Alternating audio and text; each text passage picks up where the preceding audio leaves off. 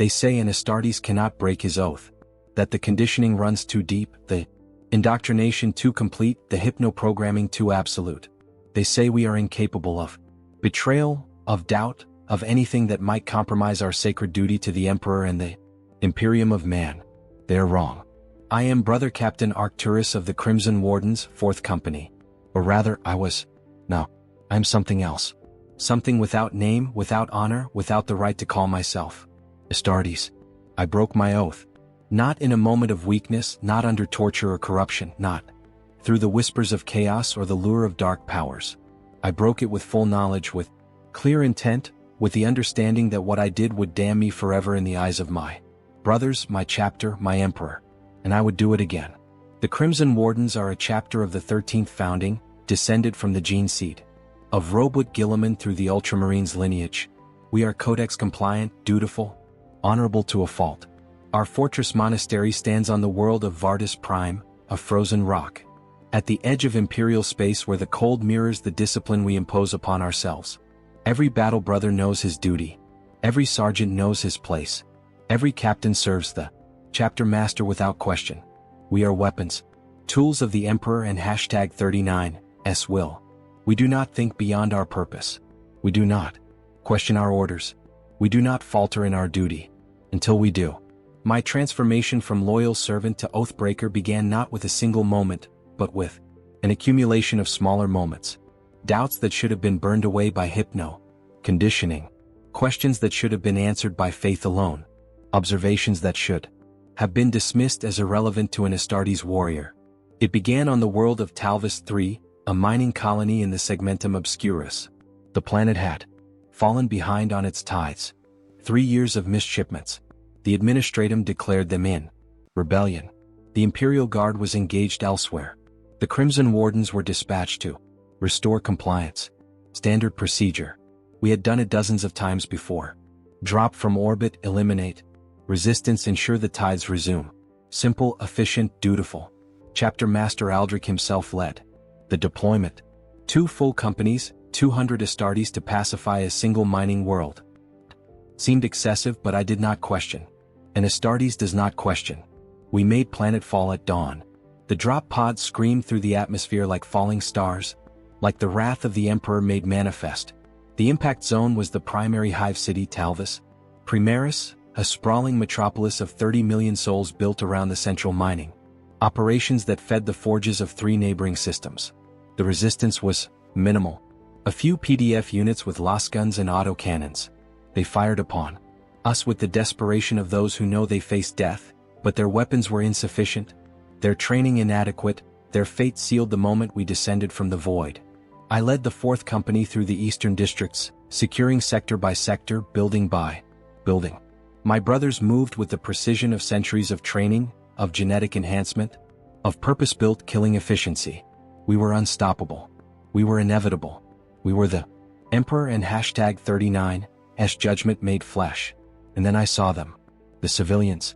Not soldiers, not rebels, not enemies of the Imperium in any meaningful sense. Just people. Families huddled in their hab units, workers cowering in manufactorums, children hiding in the rubble of bombed-out buildings. They were terrified. Not of invasion, not of war, not of the abstract concept of imperial wrath. They were terrified of us. Of Astartes. Of the Emperor and #39's angels of death who had come not to save them, but to punish them for crimes they did not understand, for failures that were not there. I should not have cared. And Astartes is beyond such concerns. We serve the Imperium, not its individual citizens. We protect humanity as a whole, not specific humans. The needs of the many outweigh the needs of the few. This is taught to us from the moment we are selected as aspirants, reinforced through every stage of our transformation from human to transhuman. But I saw their faces. I heard their pleas. And something within me, some fragment of humanity, that the surgeries and conditioning had not entirely eliminated, responded in a way that should have been impossible. I hesitated, only for a moment, only for a heartbeat. But in that moment, I looked at a woman clutching 2 children to her chest, and I saw not acceptable casualties in service of imperial compliance, but innocents caught in a machinery too vast and uncaring to recognize their individual worth. There Individual lives, their individual right to exist. Brother Sergeant Valen noticed. He said nothing, did nothing, simply continued his advance through the sector. But I felt his scrutiny, his awareness of my deviation from expected behavior, from proper Astartes' response to civilian presence in a combat zone. We secured the eastern districts within 6 hours. Chapter Master Aldrich summoned all company captains to the central command post, established in what had been the planetary governor and #39's palace. I attended with the others, my armor still bearing the scorch marks of PDF resistance, my weapons still warm from use. The chapter master stood before a tactical display showing the entire Hive City divided into sectors color-coded by compliance status. Green for secured, yellow for contested, red for resistant. Most of the city was green. The operation was proceeding as expected, as planned, as it always did when the Crimson Wardens were deployed. End quote. Brothers, end quote. Aldrich began, his voice carrying the weight of 4 centuries of service, of countless campaigns of unwavering faith. End quote. The primary objective is secure. Resistance is broken. The mining operations will resume within the week. However, we have a secondary concern. End quote. He manipulated the display, highlighting a specific sector in the southern districts. End quote. Intelligence reports indicate a concentration of civilians who have not surrendered, who have not returned to their designated work assignments, who persist in harboring seditious elements. This cannot be tolerated. It sets a precedent that could spread to other worlds, other systems. The Imperium and #39's authority must be absolute. End quote. End quote. Captain Arcturus. End quote. He turned to me, his helm hiding whatever expression might have been beneath. End quote. Your 4th company will conduct a cleansing operation in this sector. All inhabitants are to be considered hostile. No survivors. No exceptions. Make it thorough. Make it memorable. Make it a lesson to any who would dare defy the Emperor and #39's will. End quote. I should have acknowledged the order immediately, without question, without hesitation. Instead, I found myself asking a question that an Astartes should never ask. End quote. Chapter Master. Have these civilians taken up arms against Imperial forces? Have they committed acts of violence or sabotage? End quote. Silence fell over the command chamber. The other captains turned toward me, their body language conveying shock, confusion, disapproval. No one questioned the chapter master. No one challenged orders. No one displayed anything that might resemble doubt or reluctance in the face of duty. Aldrich and #39's voice, when he responded, was cold, distant, disappointed. End quote. Captain Arcturus, your question reveals a concerning lapse in understanding of our purpose. We do not require individual civilians to commit specific acts of violence to justify their elimination. Their refusal to comply with imperial authority is itself an act of rebellion. Their presence in an unsecured sector is itself evidence of sedition. Their continued existence beyond our control is itself a threat to the Imperium. But Chapter Master, I began, then stopped. What could I say? What argument could I make that would not brand me as compromised, as weak, as failing in my duty? What words existed that could bridge the gap between what I was feeling and what I was supposed to feel, between what I was questioning and what I should never question? You have your orders, Captain. Aldrich's voice carried a note of finality, of warning, of a line being drawn that should not be crossed. Execute them. Immediately. Without further discussion. I saluted. I turned. I left the command chamber with my orders ringing in my ears, with my oath weighing heavy on my hearts, with a choice forming in my mind that should never have been possible for an Astartes to contemplate. I assembled 4th Company in the staging area. 100 battle brothers in full warplate, their weapons loaded, their spirits eager for combat, for purpose, for the clarity that comes from executing orders without the burden of moral consideration.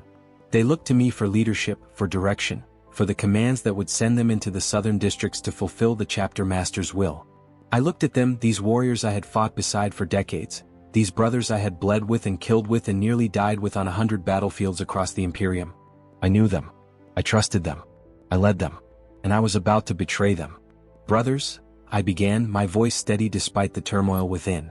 We have been given orders to cleanse the southern districts, to eliminate all civilians found there, to leave no survivors. They stood ready, waiting for the command to deploy, to advance, to kill. Not questioning, not hesitating, not feeling anything beyond the purpose they were created to serve. "I will not be executing these orders," I said. The silence that followed was absolute. Not shocked, not outraged, simply processing. And Astartes did not refuse orders. And Astartes did not defy his chapter master. And Astartes did not place his own judgment above the chain of command that stretched from him through the chapter hierarchy up to the emperor himself. Brother Sergeant Valen was the first to speak. "Captain, I do not understand. The orders are clear. The chapter master's will is absolute. We are to. I know what we are to do, Valen. I know what the orders are. And I am refusing them." I looked at each of them in turn, my brothers, my warriors, my responsibility.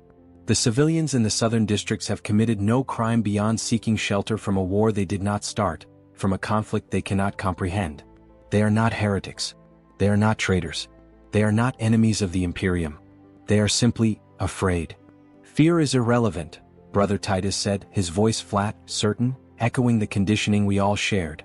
"Our purpose is not to comfort the frightened, but to ensure imperial compliance through whatever means necessary. The chapter master has determined that these civilians pose a threat. That determination is sufficient. Is it?"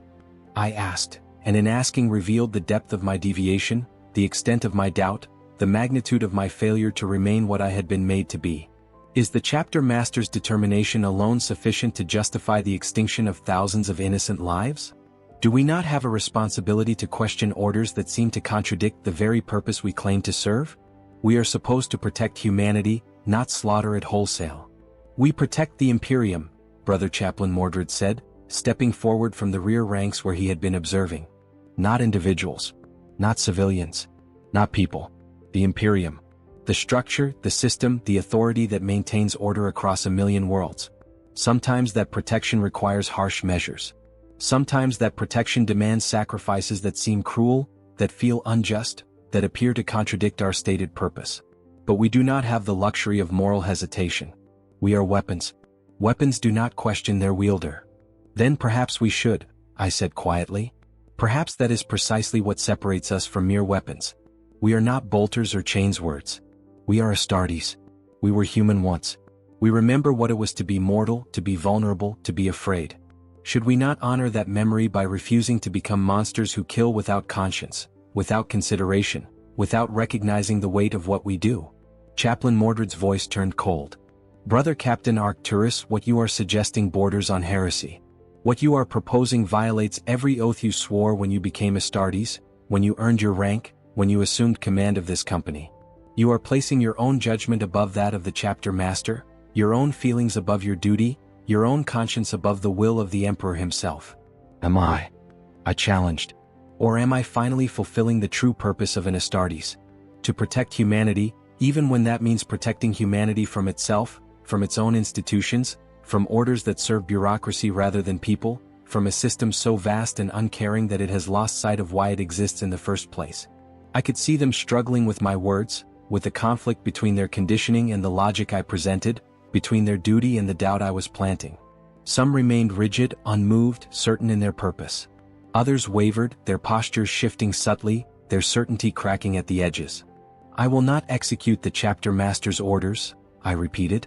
"I will not lead you into the southern districts to massacre civilians who pose no threat. I am breaking my oath. I am defying my superior. I am choosing conscience over duty. And I am prepared to face the consequences of that choice." "What are you proposing?" Brother Sergeant Valen asked, his voice careful, measured, seeking understanding rather than confrontation. "I am proposing that we evacuate the southern districts instead of cleansing them.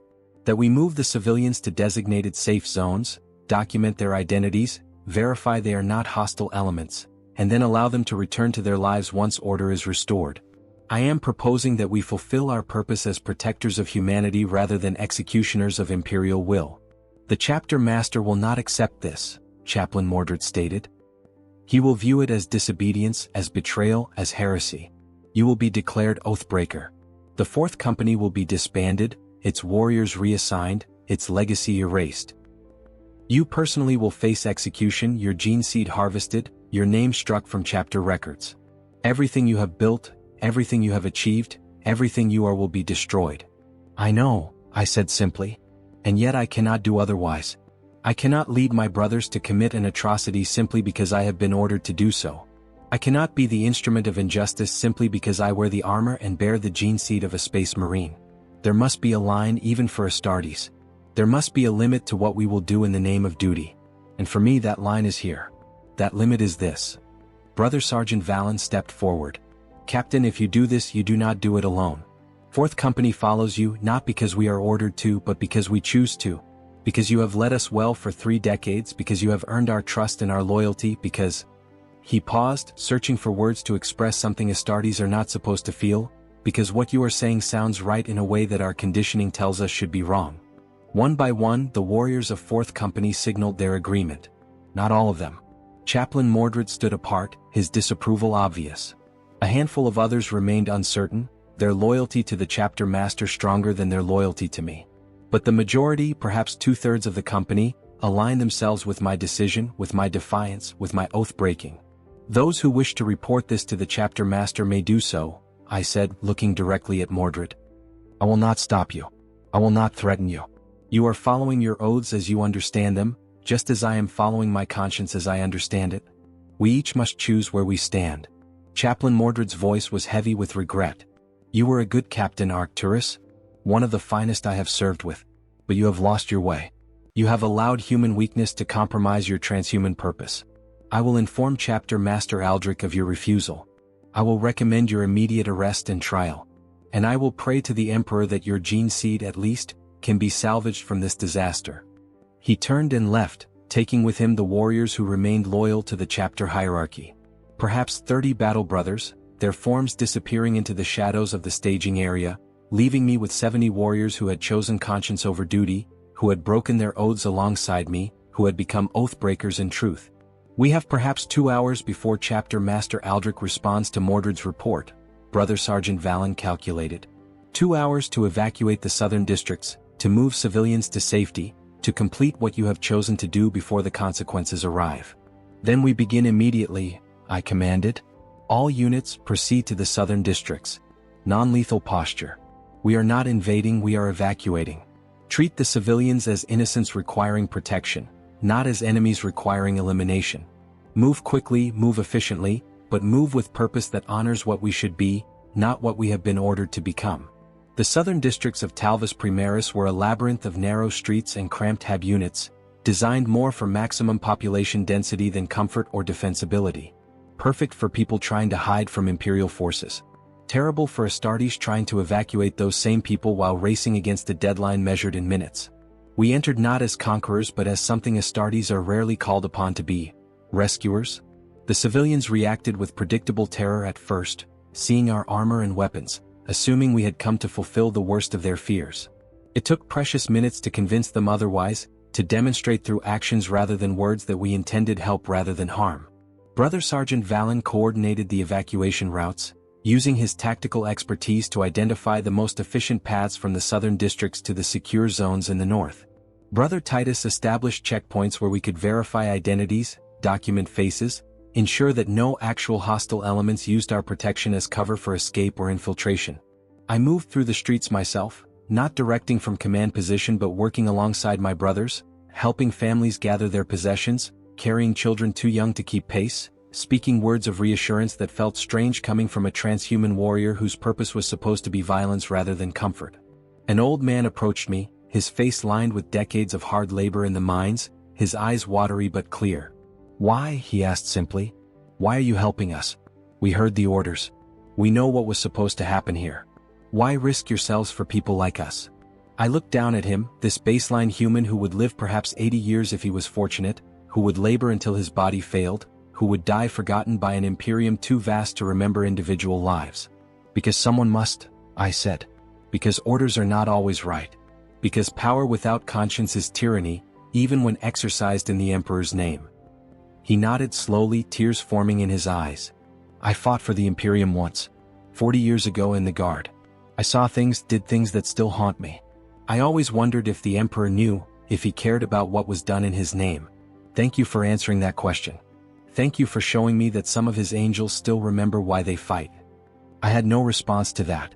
I simply helped him to his feet and guided him toward the evacuation route, This old soldier who deserved better than to die for the crime of seeking shelter, who represented millions like him across the Imperium, who reminded me why I had chosen this path, why I had broken my oath.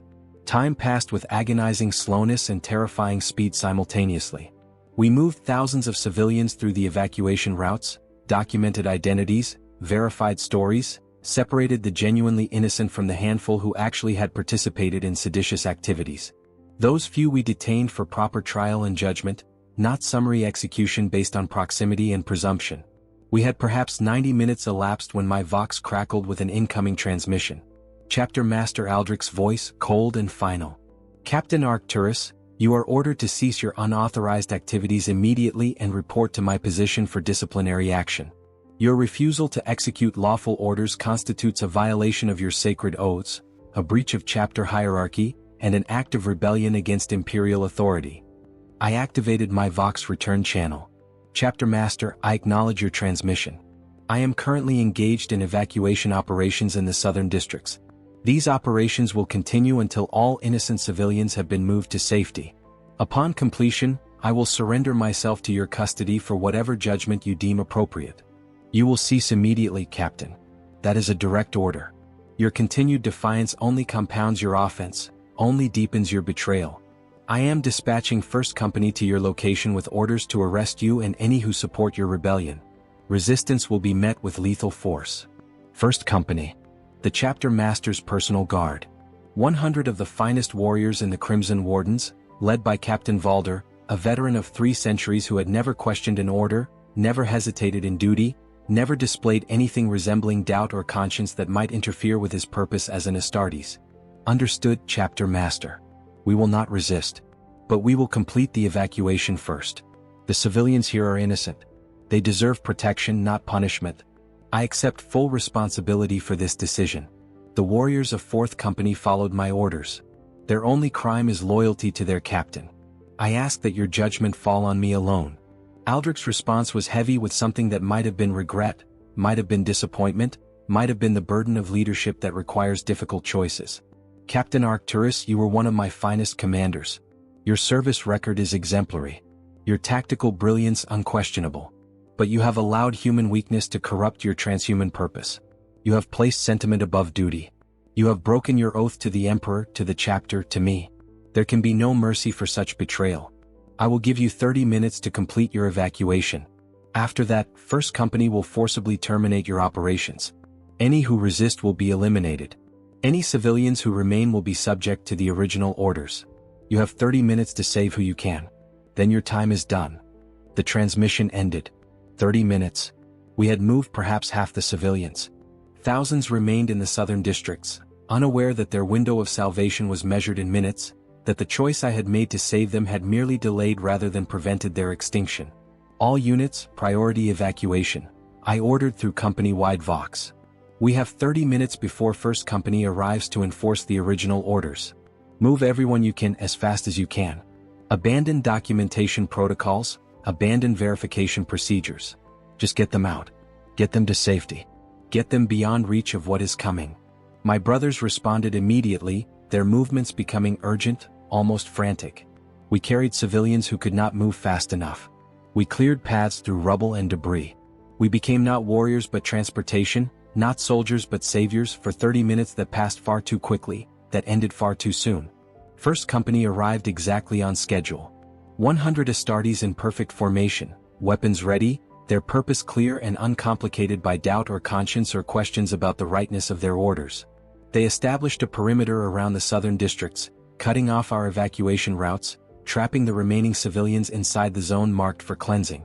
Captain Valder approached my position, his armor bearing the honors of 100 campaigns, his presence commanding respect and fear in equal measure.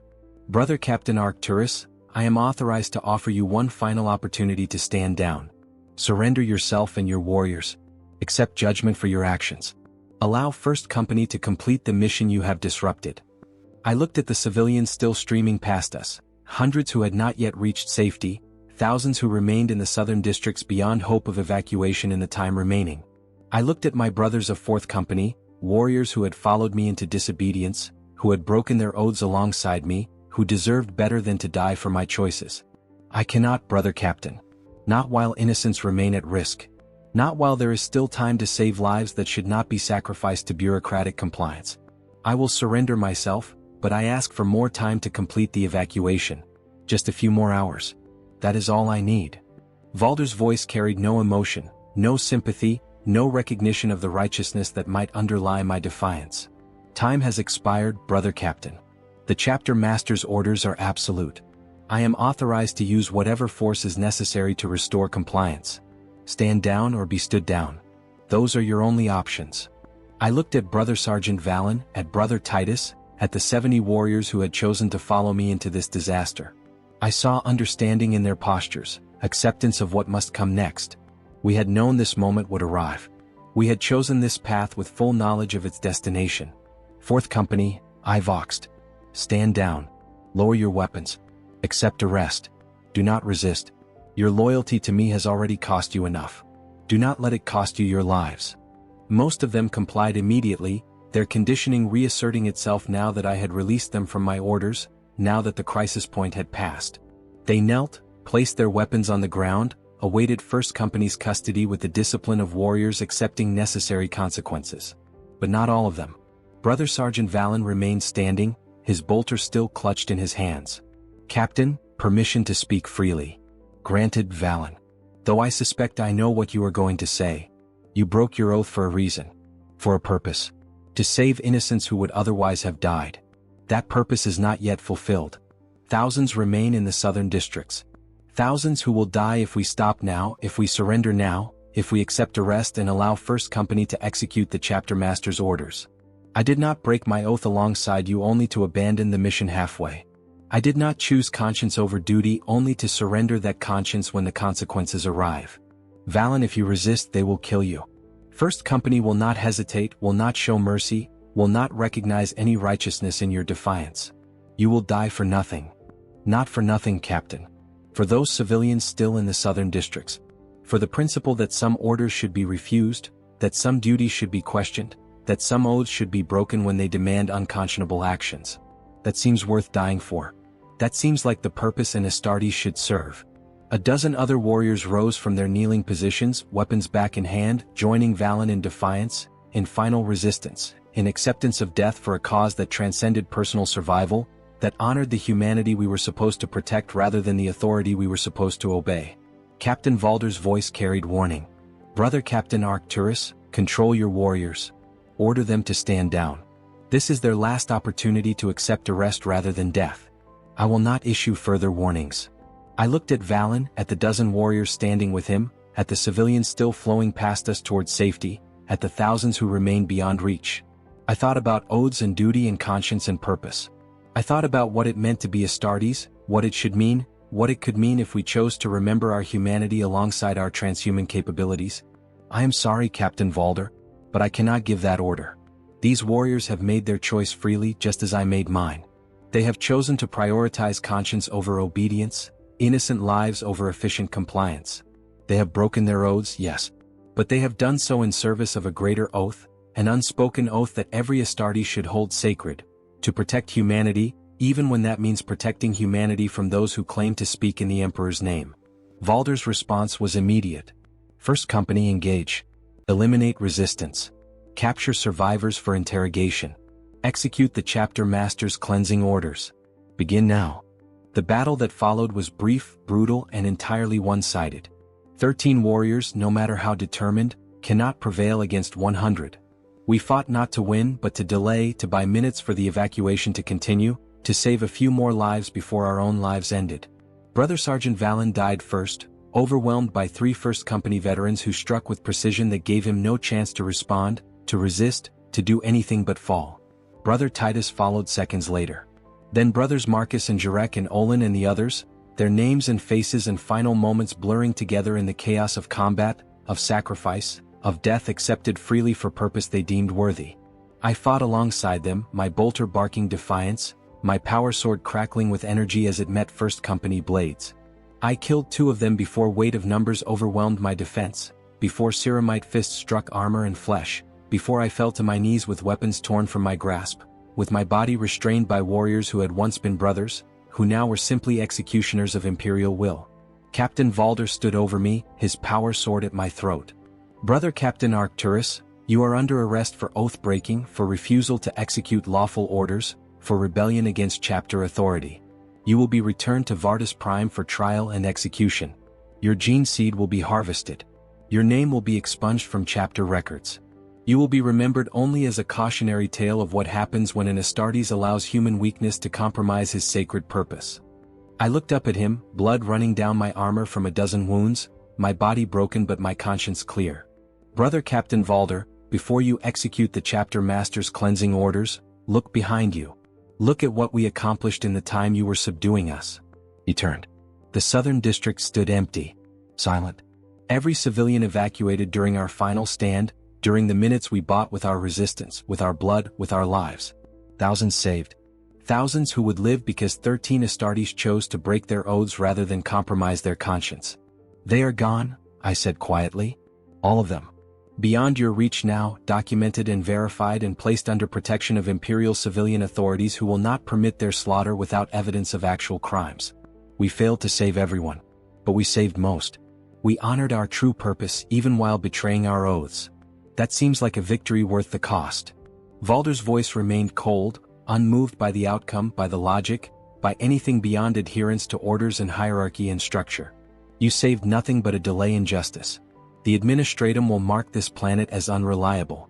Future tithes will be increased to compensate. The civilians you protected will suffer worse conditions to pay for your defiance. You have not saved them. You have merely prolonged their suffering. Perhaps," I acknowledged, "or perhaps some of them will live better lives than they would have if we had executed them today. Perhaps some of them will remember that Space Marines came to their aid instead of their slaughter.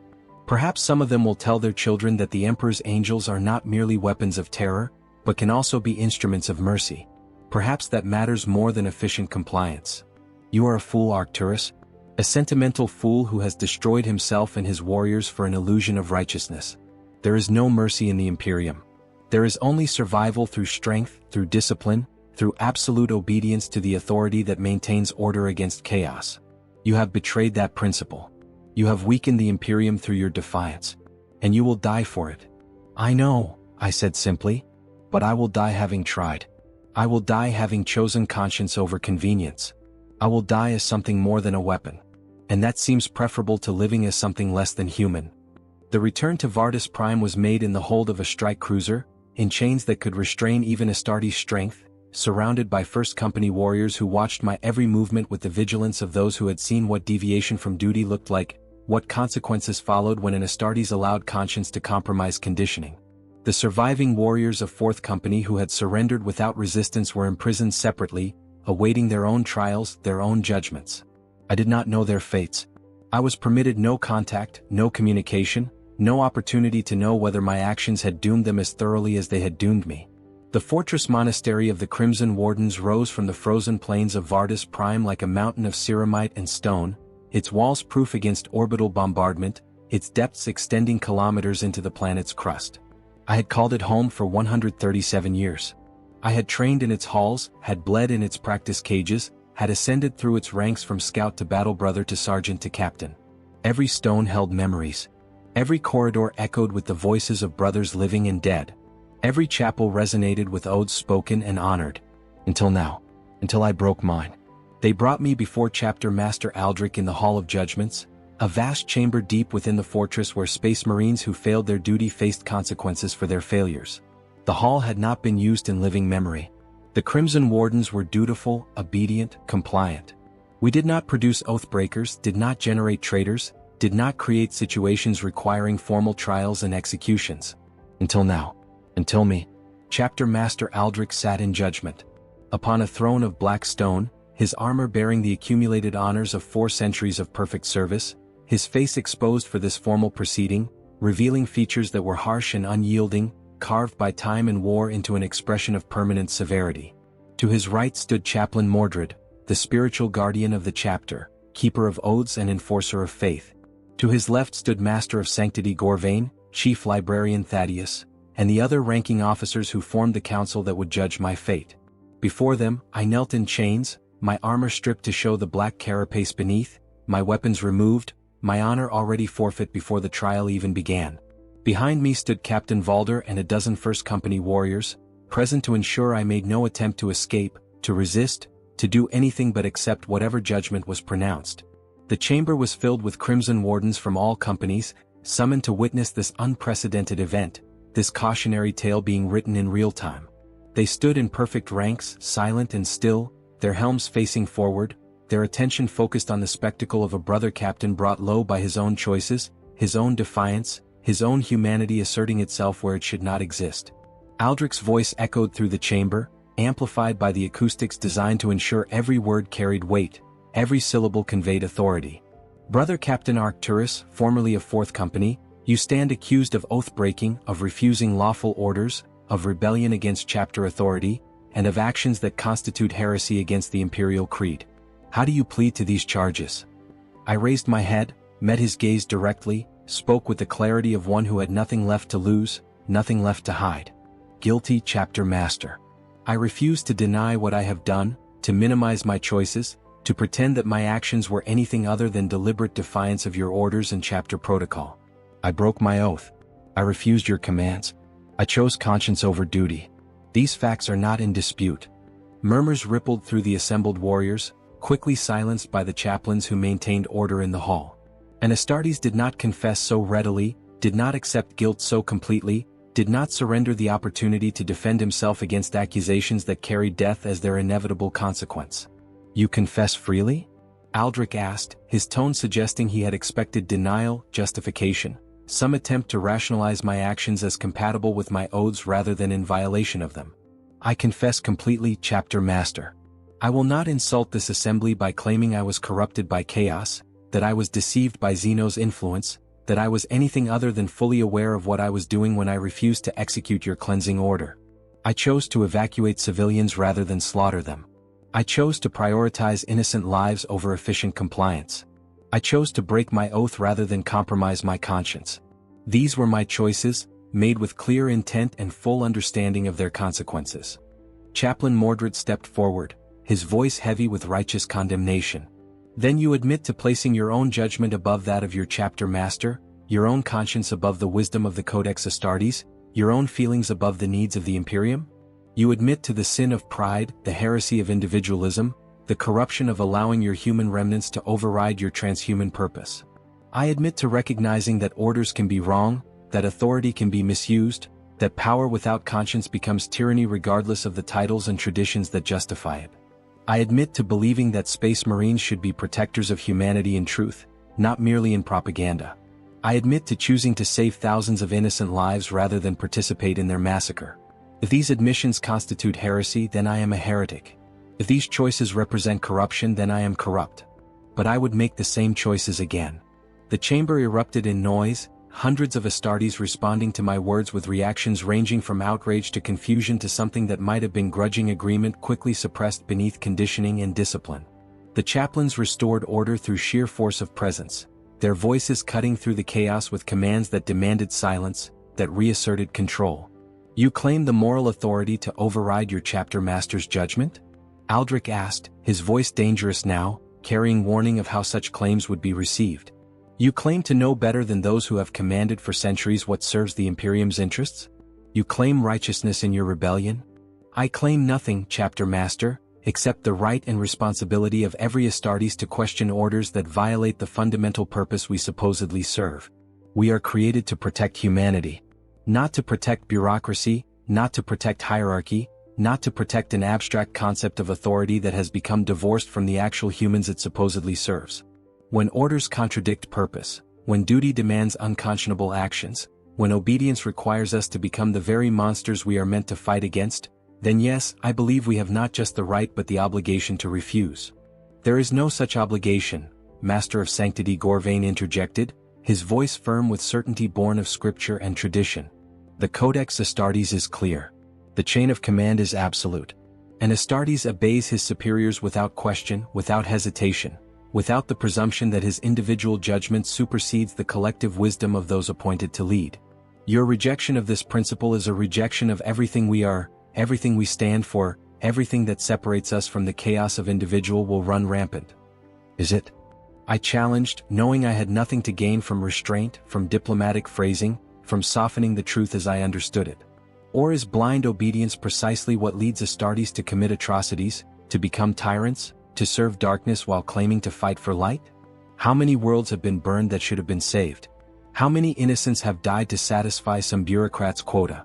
How many times have we done terrible things simply because we were ordered to do them, because questioning was deemed a greater sin than the actions themselves? Thousands of times, Aldrich said quietly, and the admission stunned the chamber into absolute silence. Tens of thousands of times across 10,000 years. The Imperium is built on harsh decisions, on sacrifices that seem cruel, on choices that prioritize survival of the whole over comfort of the individual. This is not hidden knowledge. This is not a revelation you have uniquely discovered. Every Astartes who has served for more than a few decades understands the compromises required, the injustices tolerated, the blood that lubricates the machinery of imperial authority. He rose from his throne, descended the steps, approached my kneeling form until he stood directly before me, until I could see the weight of centuries in his eyes, the burden of command that required him to make decisions like the one that had precipitated my defiance. You think I enjoyed giving that order, Captain Arcturus? You think I relished commanding the slaughter of civilians who had committed no crime beyond seeking shelter from forces they could not comprehend? You think the weight of such orders does not accumulate, does not haunt, does not sometimes make me question whether the Emperor himself would approve of what is done in his name? I stared up at him, seeing for the first time the humanity he concealed beneath the armor and authority, the doubt he suppressed beneath duty and discipline. Then why give such orders, Chapter Master? If you question them, if you understand their injustice, if you recognize their cruelty, why enforce them? Why not refuse as I did? Because someone must, he said, his voice carrying the exhaustion of centuries, the fatigue of bearing responsibility that crushed lesser men, that would crush me if I lived long enough to experience it fully. Because the Imperium, for all its flaws and cruelties and injustices, is the only thing standing between humanity and extinction. Because if we start questioning every order, refusing every command that offends our conscience, the entire structure collapses. Because individual righteousness, multiplied across millions of worlds and billions of soldiers, becomes chaos that serves the enemies of mankind far more effectively than any corruption or heresy. So we should commit atrocities to prevent chaos? We should become monsters to fight monsters? We should sacrifice our humanity to protect humanity? That logic seems flawed, Chapter Master. It is flawed, Captain. Deeply, fundamentally flawed. But it is the logic that has preserved the Imperium for 10 millennia, that has kept humanity alive against threats that would gleefully exterminate every man, woman, and child in the galaxy. It is ugly logic, cruel logic, logic that demands we do terrible things and bear the weight of having done them. But it is logic that works, that survives, that endures when more pleasant alternatives fail and fall into darkness. He turned away, walked back toward his throne, his shoulders burdened by admissions he had likely never spoken aloud before, by doubts he was supposed to transcend through faith and duty. You are not wrong to question, Arcturus. You are not wrong to feel what you felt when you saw those civilians, to recognize their innocence, to want to save them rather than slaughter them. You are simply wrong to believe that your individual conscience should override the collective judgment of those who see the larger picture, who understand the strategic necessities, who bear responsibility for consequences beyond a single world, a single population, a single moment of choice. Then I choose to be wrong, Chapter Master. Chaplain Mordred stepped forward, his voice heavy with righteous condemnation. Then you admit to placing your own judgment above that of your Chapter Master, your own conscience above the wisdom of the Codex Astartes, your own feelings above the needs of the Imperium? You admit to the sin of pride, the heresy of individualism, the corruption of allowing your human remnants to override your transhuman purpose. I admit to recognizing that orders can be wrong, that authority can be misused, that power without conscience becomes tyranny regardless of the titles and traditions that justify it. I admit to believing that Space Marines should be protectors of humanity in truth, not merely in propaganda. I admit to choosing to save thousands of innocent lives rather than participate in their massacre. If these admissions constitute heresy, then I am a heretic. If these choices represent corruption, then I am corrupt. But I would make the same choices again. The chamber erupted in noise, hundreds of Astartes responding to my words with reactions ranging from outrage to confusion to something that might have been grudging agreement quickly suppressed beneath conditioning and discipline. The chaplains restored order through sheer force of presence, their voices cutting through the chaos with commands that demanded silence, that reasserted control. You claim the moral authority to override your Chapter Master's judgment? Aldrich asked, his voice dangerous now, carrying warning of how such claims would be received. You claim to know better than those who have commanded for centuries what serves the Imperium's interests? You claim righteousness in your rebellion? I claim nothing, Chapter Master, except the right and responsibility of every Astartes to question orders that violate the fundamental purpose we supposedly serve. We are created to protect humanity. Not to protect bureaucracy, not to protect hierarchy, not to protect an abstract concept of authority that has become divorced from the actual humans it supposedly serves. When orders contradict purpose, when duty demands unconscionable actions, when obedience requires us to become the very monsters we are meant to fight against, then yes, I believe we have not just the right but the obligation to refuse. There is no such obligation, Master of Sanctity Gorvain interjected, his voice firm with certainty born of scripture and tradition. The Codex Astartes is clear. The chain of command is absolute. And Astartes obeys his superiors without question, without hesitation, without the presumption that his individual judgment supersedes the collective wisdom of those appointed to lead. Your rejection of this principle is a rejection of everything we are, everything we stand for, everything that separates us from the chaos of individual will run rampant. Is it? I challenged, knowing I had nothing to gain from restraint, from diplomatic phrasing, from softening the truth as I understood it. Or is blind obedience precisely what leads Astartes to commit atrocities, to become tyrants, to serve darkness while claiming to fight for light? How many worlds have been burned that should have been saved? How many innocents have died to satisfy some bureaucrat's quota? How many times have we done terrible things simply because we were ordered to do them, because questioning was deemed a greater sin than the actions themselves? Thousands of times, Aldrich said quietly, and the admission stunned the chamber into absolute silence. Tens of thousands of times across 10,000 years. The Imperium is built on harsh decisions, on sacrifices that seem cruel, on choices that prioritize survival of the whole over comfort of the individual. This is not hidden knowledge. This is not a revelation you have uniquely discovered. Every Astartes who has served for more than a few decades understands the compromises required, the injustices tolerated, the blood that lubricates the machinery of imperial authority. He rose from his throne, descended the steps, approached my kneeling form until he stood directly before me, until I could see the weight of centuries in his eyes, the burden of command that required him to make decisions like the one that had precipitated my defiance. You think I enjoyed giving that order, Captain Arcturus? You think I relished commanding the slaughter of civilians who had committed no crime beyond seeking shelter from forces they could not comprehend?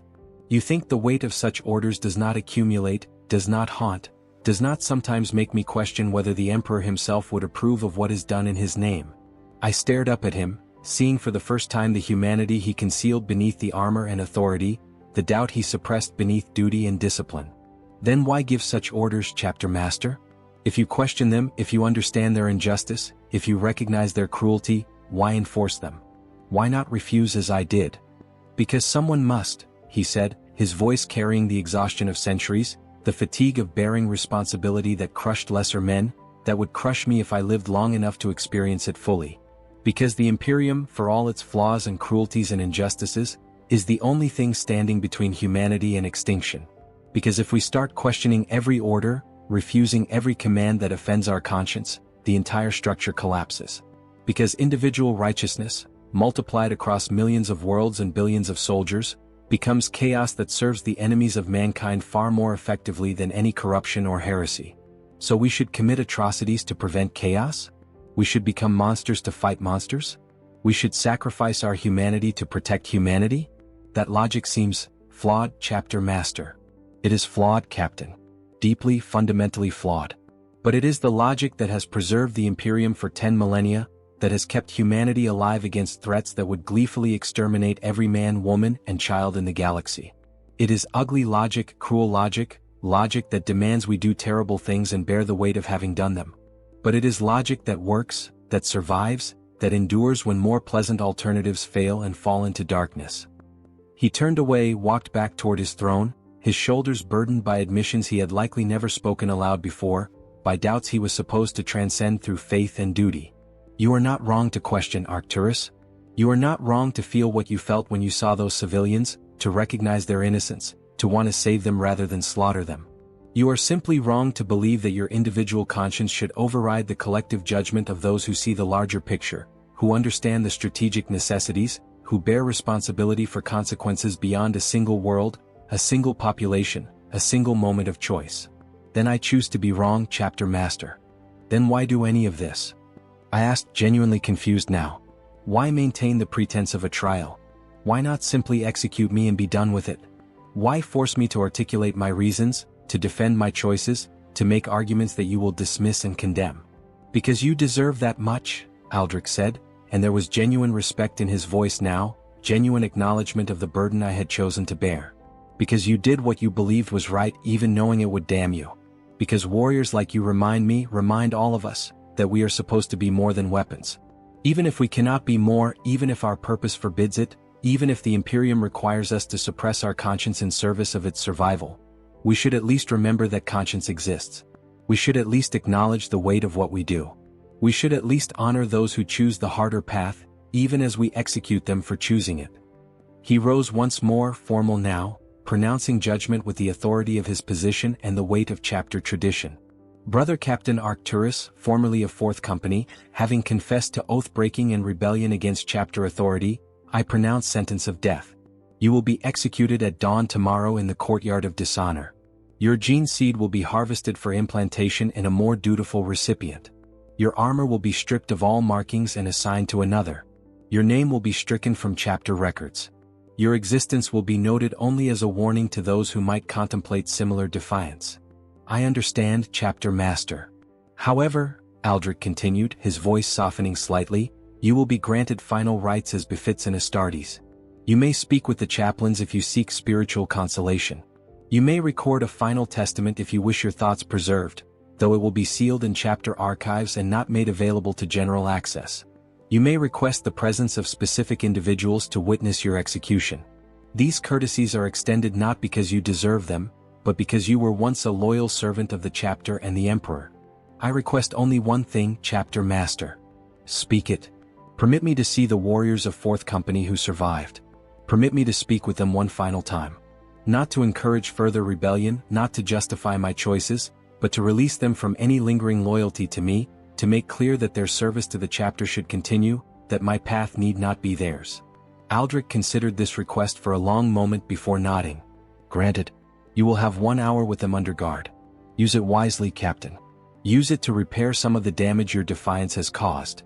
They brought the survivors of 4th Company to a training hall deep within the fortress monastery, a space designed for combat practice but now serving as a meeting place for warriors facing uncertain futures. 53 battle brothers remained, veterans who had served under my command for decades, who had followed me to Talvis III, who had made various choices when confronted with my defiance. Some had surrendered immediately when Chaplain Mordred left to report my refusal. Some had joined the evacuation but surrendered when 1st Company arrived. Some had been prepared to fight but accepted my order to stand down. All of them now faced consequences ranging from reassignment to censure to potential execution depending on how chapter leadership evaluated their complicity in my rebellion. They stood in loose formation as I entered under guard, their faces showing a complex mix of emotions that Astartes conditioning was supposed to eliminate. Loyalty and betrayal, respect and disappointment, understanding and confusion. They had been my brothers, my warriors, my responsibility.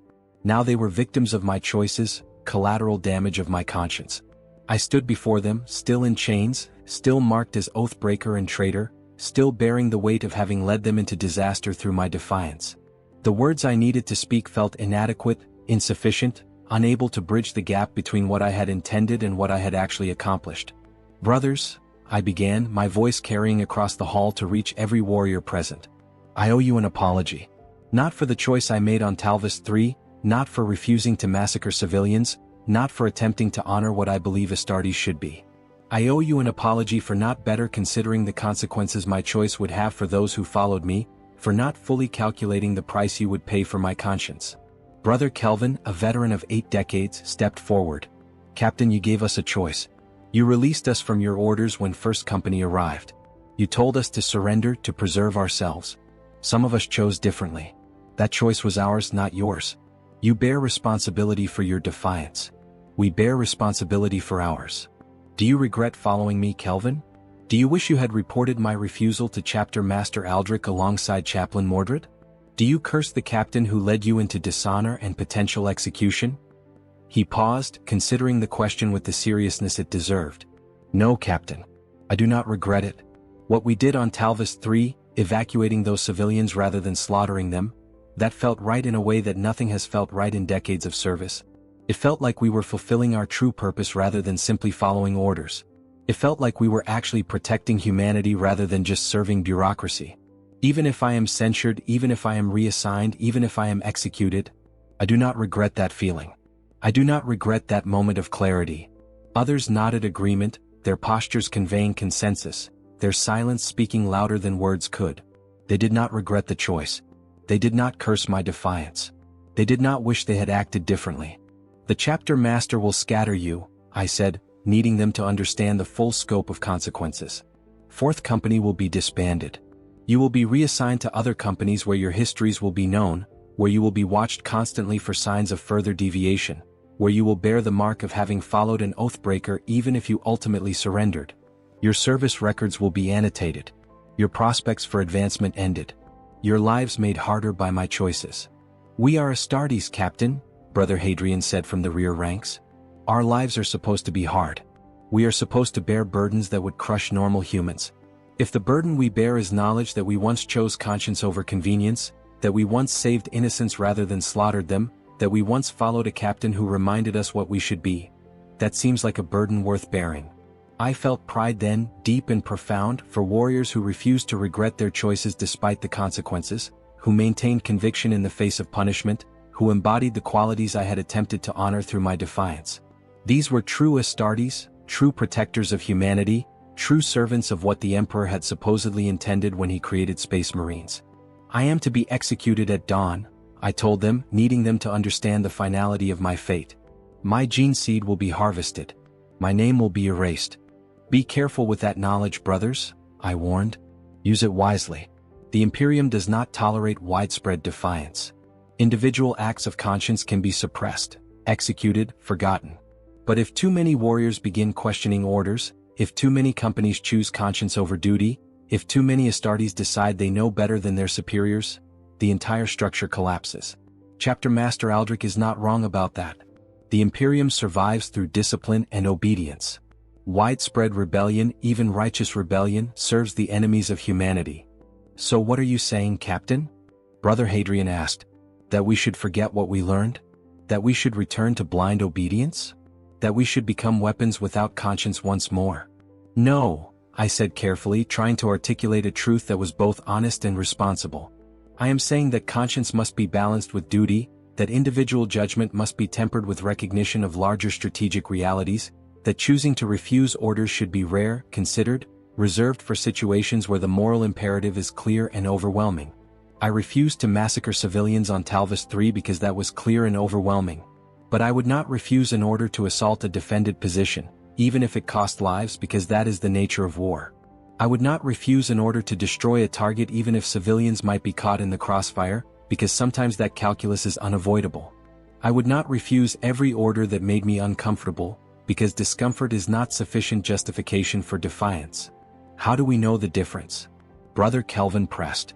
How do we distinguish between orders that should be followed despite moral qualms and orders that should be refused despite consequences? Where is the line, Captain? I do not know, I admitted. I do not have a formula, a test, a principle that clearly delineates acceptable from unacceptable. I only know that on Talvis 3, I looked at thousands of civilians guilty of nothing beyond seeking shelter. I heard orders to exterminate them wholesale, and I could not obey. Something within me, some remnant of humanity that survived the transformation to Astartes, rebelled absolutely against participation in such an act. That is where my line was. Where yours will be, I cannot say.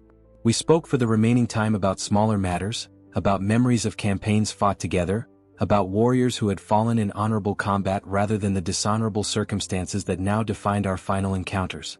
We spoke about the future of Fourth Company's survivors, about how they might serve the chapter despite the mark they now bore. We spoke about everything except what we were really thinking, what we were really feeling, what we really feared about a future where Astartes like them would be watched constantly for signs of the deviation I had exemplified. When the guards indicated that my hour had expired, I offered a final salute to warriors who had followed me, who had trusted me, who had paid a price for that trust. Serve well, brothers. Honor the chapter. Protect humanity. Remember what we should be, even when circumstances force us to be something less. And if you must choose between conscience and duty, choose carefully. Choose wisely. And choose knowing that the consequences will be severe regardless of how righteous your choice might be. We will remember, Captain, Brother Kelvin said, returning the salute with precision that conveyed respect, loyalty, and farewell. We will serve as best we can. And we will honor your sacrifice by being the kind of Astartes you tried to remind us we should be. The night before execution passes strangely for an Astartes. We do not fear death as normal humans do. Our conditioning eliminates that fear, replaces it with acceptance of mortality as inevitable consequence of service, as appropriate end to a life of warfare. But we do fear failure. We do fear dying without purpose. We do fear that our gene seed, our legacy, our accumulated experience might be wasted. 1 hour 16 minutes and 4 seconds I sat alone in my cell, stripped of armor and weapons, wearing only the simple robe provided to those awaiting execution. The chapter chaplains had offered spiritual counsel, which I had accepted more out of courtesy than genuine need for consolation. They spoke of the Emperor's mercy, of the possibility that even oath-breakers might find redemption in death, of the importance of accepting judgment with dignity and faith. I listened politely. I did not tell them that I felt no need for redemption, that I did not consider my actions sinful despite their violation of oaths and hierarchy, that I regretted the consequences but not the choices that had led to those consequences. They would not have understood. Their faith was absolute, uncomplicated by doubt or questions, untroubled by the conflicts that had driven me to defiance. Chief Librarian Thaddeus visited near midnight, his presence unexpected and unsolicited. He entered my cell without ceremony, sat across from me on the stone bench, studied me with eyes that saw more than physical reality, that perceived the psychic resonance of thoughts and emotions beyond normal human capacity. "You are at peace," he observed, his voice carrying surprise. I expected anger, fear, regret. Instead, I sense acceptance, satisfaction even. How is this possible for one facing execution at dawn? I did what I believed was right, librarian. I saved lives that should not have been sacrificed. I honored what I believe Astartes should be. Yes, I will die for it. Yes, my name will be erased. Yes, my defiance accomplished less than I hoped. But I made a choice according to my conscience and I bear the consequences of that choice. That seems like the best any of us can do. Thaddeus nodded slowly.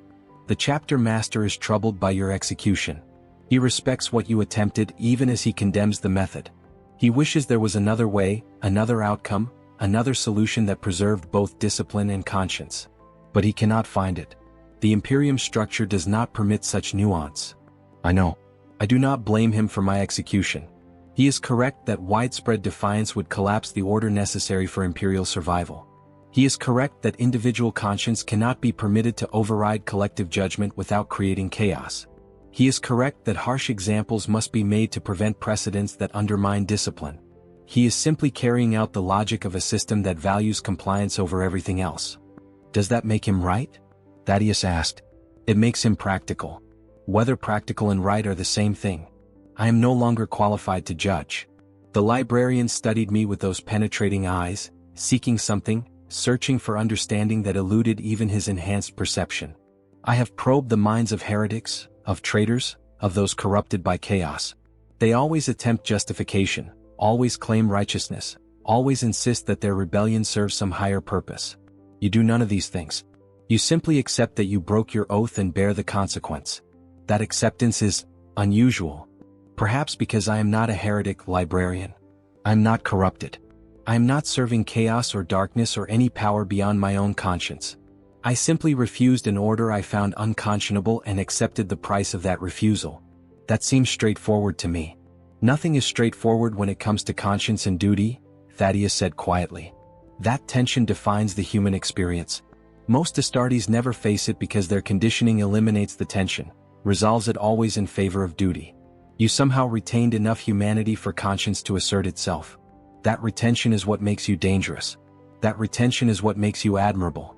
That retention is what makes you an oath-breaker worthy of execution rather than a simple traitor worthy of contempt. Will the chapter learn from this, librarian? Will my execution cause reflection about the orders we follow, the actions we take, the price we pay for unquestioning obedience? Or will it simply reinforce the existing pattern? I do not know, he admitted. I suspect it will accomplish both. Some warriors will see you as a cautionary tale and redouble their commitment to obedience. Others will see you as an example and question their orders more carefully. The chapter master hopes for the former. I suspect he will get both. And that will create tensions that may not surface for decades, for centuries, but will eventually demand resolution. Good, I said. Tension is better than complacency. Questions are better than blind faith. Conscience struggling with duty is better than duty steamrolling conscience without resistance. If my death creates that tension, if my execution inspires those questions, if my defiance causes even a few Astartes to think before they act, then perhaps I will have accomplished something worthwhile despite the failure of my specific rebellion. Thaddeus rose to leave, pausing at the cell door. Captain Arcturus, I will remember you. Not as the records will portray you, not as the chapter master must characterize you, but as you actually were. An Astartes who retained his humanity despite every effort to eliminate it, who chose conscience despite knowing the price, who accepted consequences without complaint or regret. That memory at least will survive beyond your execution. Thank you, librarian. That means more than you might realize. He left, and I spent the remaining hours before dawn in meditation. Not prayer, not regret, not fear. Just quiet reflection on the path that had led me to this cell, to this fate, to this end that somehow felt appropriate despite its tragic nature. Dawn arrived with the cold precision of Vardus Prime's sun cresting the horizon, illuminating the frozen plains and the fortress monastery with light that revealed everything, that hid nothing, that made clear both the beauty and harshness of the world we called home. The guards came for me exactly at sunrise. I walked between them without chains, without restraints. An Astartes facing execution was trusted not to flee, not to resist, not to compromise his dignity in his final moments. We walked through corridors I had traversed thousands of times, past chambers where I had trained and fought and bled and become what I was. The courtyard of dishonor was an open space at the heart of the fortress monastery, a place designed specifically for executions of those who had betrayed their oaths, who had failed their duty, who had proven unworthy of the gene seed and armor and purpose they had been granted. It had not been used in living memory. Today it would be used for me. The entire chapter had assembled to witness, hundreds of crimson wardens in full armor standing in perfect ranks, their helms forward, their attention focused on the spectacle I represented. Chapter Master Aldrich stood at the head, his power sword drawn, its blade crackling with energy that would end my life cleanly, efficiently, without unnecessary suffering. The warriors of 4th Company who had survived occupied a position of dishonor near the rear, separated from the main formation, marked as those who had followed an oathbreaker, who had been tainted by association, who would need to prove themselves worthy of continued service through decades of flawless duty. I was led to the center of the courtyard, to a position marked by ancient bloodstains from previous executions centuries past, from warriors who had failed in various ways and paid the ultimate price. I knelt as tradition demanded, my head bowed, my body positioned for the stroke that would sever my head from my shoulders, that would end my life and legacy simultaneously. Chapter Master Aldrich approached, his power sword held in both hands, his posture that of an executioner about to perform a duty he did not relish but would not shirk. He spoke the ritual words, the formal condemnation that accompanied executions. Brother Captain Arcturus, you have broken your oath. You have defied your chapter master. You have placed personal conscience above collective duty. For these offenses, there can be only one judgment. Do you have final words? I raised my head, looked out at the assembled warriors, saw the survivors of 4th Company watching with expressions hidden beneath their helms but conveyed through body language that spoke of sorrow and respect and determination to honor what I had attempted even in failure. I regret nothing, I said clearly, my voice carrying across the courtyard, reaching every warrior present. I saved thousands of lives on Talvas 3. I honored what I believe Astartes should be. I chose conscience over convenience. I broke my oath to honor a deeper oath, an unspoken oath that every Astartes should hold sacred, to protect humanity, even when that means protecting humanity from those who claim authority in the Emperor's name. I paused, letting those words settle over the assembled chapter, knowing they would resonate differently with each warrior depending on their own experiences, their own doubts, their own suppressed questions about orders they had followed without hesitation. I do not ask for mercy. I do not claim I was right to defy Chapter Master Aldrich. I do not pretend that my individual judgment should override the collective wisdom of those appointed to lead. I simply state that when faced with an order to massacre innocents, I could not obey. And if that makes me an oathbreaker, then I am content to die as one. But I ask those who witness my execution to remember this: we were human once. Beneath the gene seed and the conditioning and the armor and the centuries of warfare, some fragment of that humanity remains. That fragment is not weakness. That fragment is what makes us protectors rather than mere killers, guardians rather than tyrants, the Emperor's angels of death rather than simply his angels of indiscriminate slaughter. Do not let them tell you that conscience is corruption. Do not let them convince you that questioning is heresy. Do not let them transform you into weapons so perfectly honed that you forget what you are meant to defend. Remember the civilians on Talvas 3. Remember that they lived because some Astartes chose mercy over efficiency. Remember that orders can be wrong. Remember that duty can demand unconscionable actions. And remember that you have the power to refuse. Chapter Master Aldrich's voice cut through the courtyard, sharp with warning. Enough, Arcturus. You will not use your execution as a platform for sedition. You will not poison the minds of loyal warriors with rhetoric that undermines everything we are. Accept your fate with dignity, or I will have you silenced. I met his gaze one final time, saw the conflict there beneath the stern exterior, the doubt he would never voice, the questions he would never permit himself to fully explore. I am finished, Chapter Master. Strike true. Make it clean. And know that I bear you no ill will for doing what your position demands. Aldrich raised his power sword, the blade humming with lethal energy, positioned for the stroke that would end this drama, that would close this chapter of defiance, that would transform me from oathbreaker into cautionary tale. The courtyard fell absolutely silent, hundreds of Astartes holding their breath despite not needing to breathe, their attention focused on this moment of finality. The blade descended. And in that fraction of a second before it struck, I thought of the woman on Talvas 3 clutching her 2 children, of the old soldier who had thanked me through tears, of the thousands who lived because I had chosen conscience over duty. I thought of Brother Sergeant Valen dying to buy minutes for the evacuation, of Brother Titus and the others who had fallen in service of something greater than obedience. I thought of 4th Company scattered and marked but carrying the knowledge that Astartes could choose, that conscience could override conditioning, that humanity could survive even transhuman transformation. The blade struck. Pain exploded through my neck, brief and absolute. My vision blurred, darkness creeping in from the edges. My last coherent thought was simple, clear, devoid of regret. I would do it again. The Crimson Wardens do not speak of Brother Captain Arcturus. His name has been expunged from chapter records as promised, his deeds erased from official histories, his existence reduced to a footnote in classified documents accessible only to chapter leadership and senior chaplains. Young aspirants do not hear his story during indoctrination. Veterans do not share tales of his service during chapter gatherings. He has been successfully eliminated from collective memory. Almost. Brother Kelvin, now a sergeant himself after 5 decades of flawless service following the Talvas 3 incident, stands in a training hall watching young scout initiates practice close combat techniques. They move with the precision of enhanced physiology and brutal conditioning, their strikes calculated, their movements efficient, their faces empty of anything resembling doubt or hesitation. One of them, Scout Initiate Marcus, pauses during the exercise and asks a question that scouts are not supposed to ask.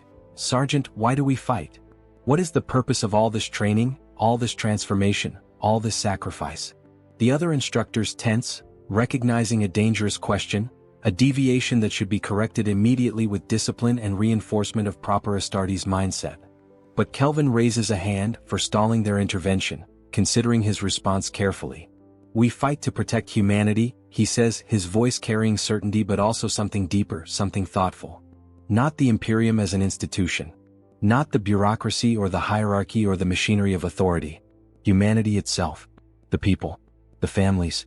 The individuals who would be crushed by darkness if we were not standing between them and the horrors that lurk in the void. But what if our orders contradict that purpose, Sergeant? Marcus presses, and Kelvin recognizes in this young scout the same quality that had defined a certain captain 50 years ago, the same inability to simply accept without questioning, the same fragment of humanity that survived despite every effort to eliminate it. The other instructors move to silence the scout, to punish this deviation, to reassert proper conditioning before it spreads.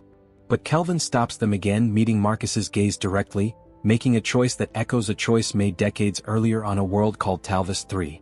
Then you must decide where your line is, Kelvin says quietly, his words barely audible to anyone beyond Marcus, his meaning clear despite the careful phrasing. You must serve your chapter faithfully, follow orders dutifully, honor your oaths completely. But you must also remember that you were human once. That beneath the gene seed and the conditioning, some fragment of that humanity remains. And that fragment is not weakness. It is what makes us protectors rather than tyrants. It is what separates us from the monsters we fight. It is what makes us worthy of the armor we wear. I don't understand, Sergeant. You will, Kelvin says, his voice carrying the weight of experience, of choices made and consequences borne, of a captain who had died 50 years ago but whose legacy lived on in warriors who remembered despite official erasure. When you face that moment, if you face it, you will understand. And in that moment you will choose. Choose wisely. Choose carefully. And choose knowing that conscience and duty sometimes conflict in ways that no amount of conditioning can resolve.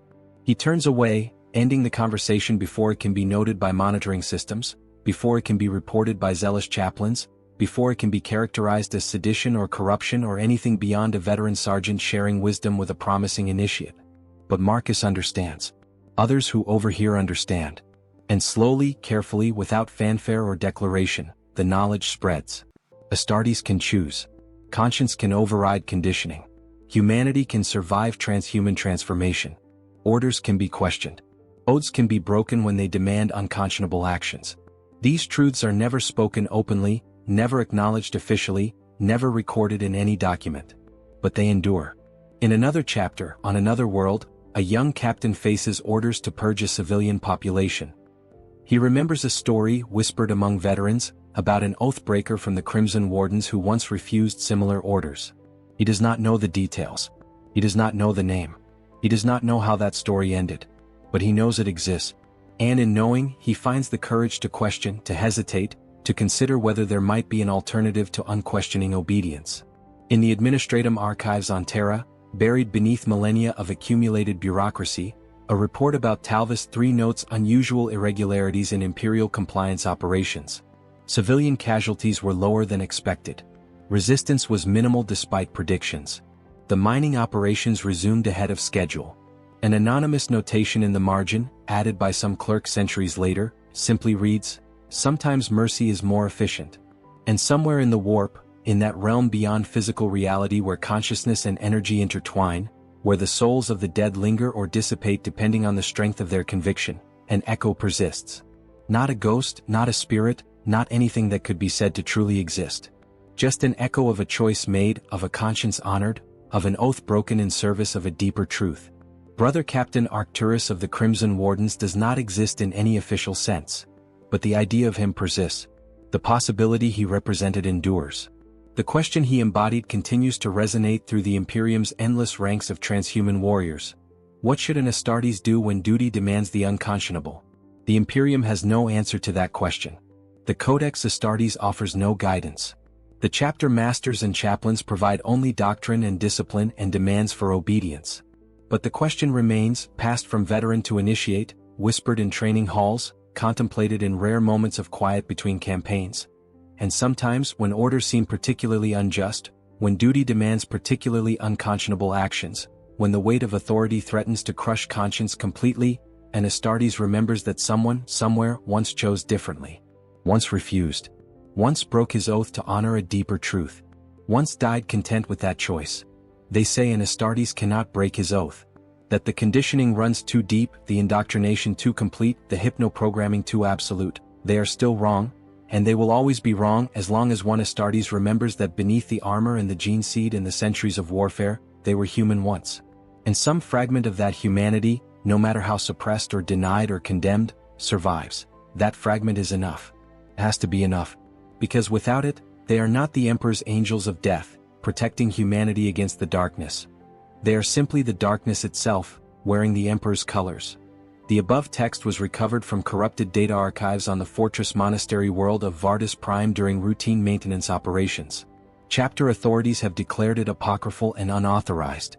All copies have been ordered destroyed. This transmission will be purged in accordance with proper protocols. But you have read it. And now you know, remember?